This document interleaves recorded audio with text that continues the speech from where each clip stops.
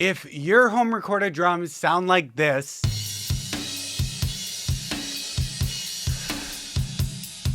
and you want them to sound like this, or this,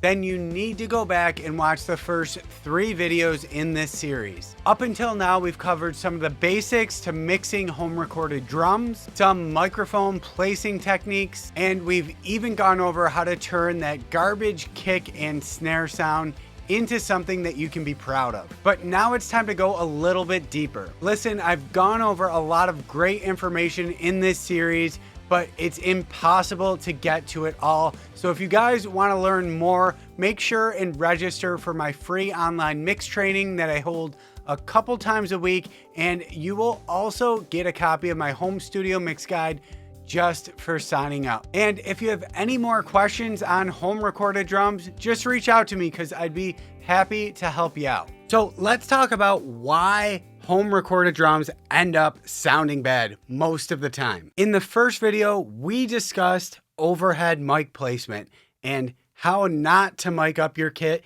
in a home studio environment. This mic placement technique was a game changer for me. Before I learned that technique, I was getting just such a garbage kick and snare sound in my overheads, and it was actually covering up my close mics so that all you could hear was this horrible kick and snare sound in the overheads. This was the main reason why my home recorded drums turned out sounding like garbage. So if you want to learn that mic technique, go back and check that out in the first video. But if you recall, I actually urge you to treat your overheads as cymbal mics and almost close mic the cymbals. That way we're not picking up so much of the kick and snare sound. Because we're often recording in rooms that don't sound so great, this technique allows us to focus in on the cymbals instead of capturing the garbage kick and snare sound bouncing off all the walls in our horrible sounding rooms. But we can do even better once we get into the mix. So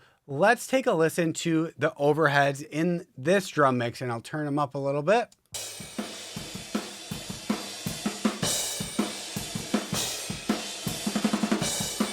So we're really focusing on the cymbals, but we can still hear a little bit of that garbage kick and snare sound. So in this instance, we can just open up an EQ. So I'm going to use the FabFilter Pro Q3 here, and we can eliminate some of these bad sounding frequencies that we don't need in our overheads and make these strictly cymbal mics. So let's hit play and do some filtering out.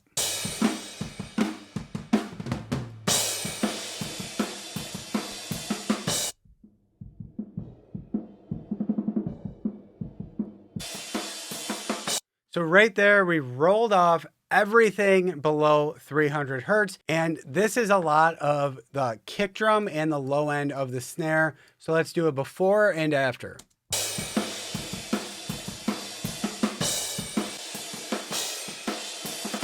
So we're turning these into more of just cymbal mics. It's starting to get there, but there's still more work to do. There will usually be some frequencies getting by around 200 hertz. So let's go and take some of those out. Right there.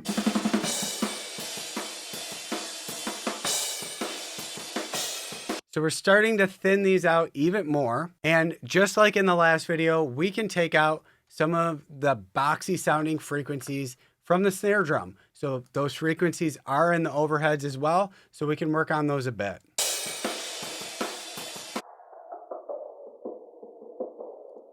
Right around 500.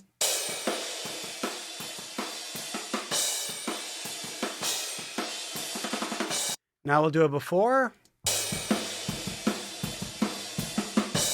and after. Instantly, they are just cymbal mics now. Now we can see how they sound with our close mics. So I've muted the rooms and we'll just blend these overheads in with the rest of the kit.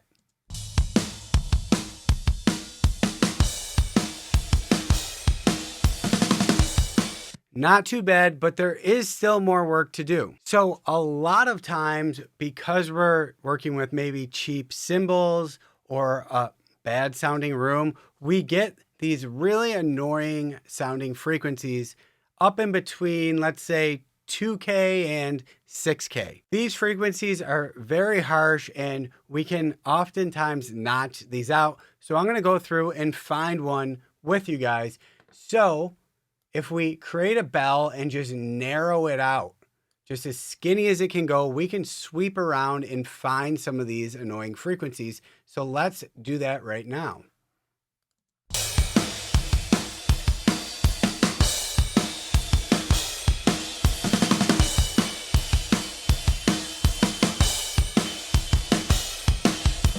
Right there around 3K. Now there might be some other ones.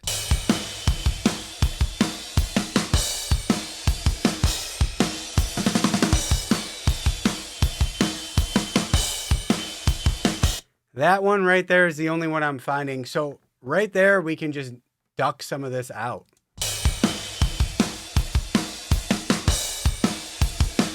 And make our cymbals sound a little bit smoother. Now, my next piece of advice is about room mics. Your room mics are everything. Let's see what these drums would sound like without their room mics. I'll play a little bit of the verse.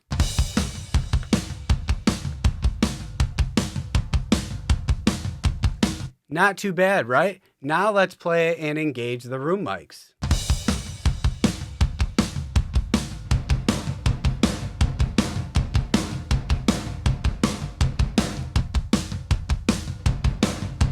They might be a little loud, but you can see how these really provide the depth for your drum kit. Now, what if your room doesn't sound good or it's small? Should you even bother miking it up?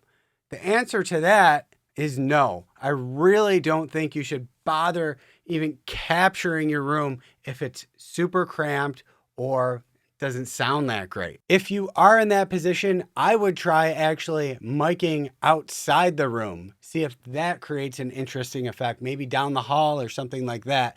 I would rather do that than actually mic up a bad sounding room. Now, if you can't even do that or you don't even have room mics, what I would do then is create your own virtual room. Now, I did make a video about that a long time ago that basically nobody watched, but it's got some great information in it and it'll show you how to create your own virtual room. So I'll leave a link for that video as well. Now, my last little piece of advice is about adding reverb to your close mics like your kick, snare, and toms. And I don't believe you should ever do that because these mics have a lot of bleed in them.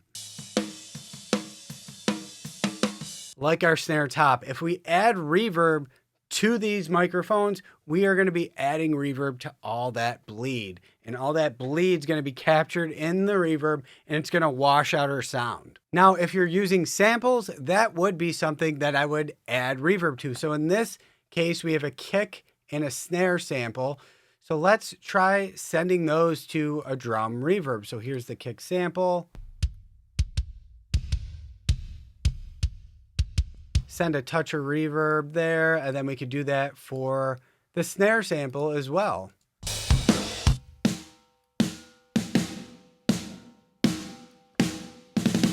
And that can add a little bit of depth to your drum kit if you don't have room mics or anything like that. I tried my best to make this a shorter video, but it didn't end up like that. But if you guys have any more questions, feel free to reach out. Happy mixing, guys.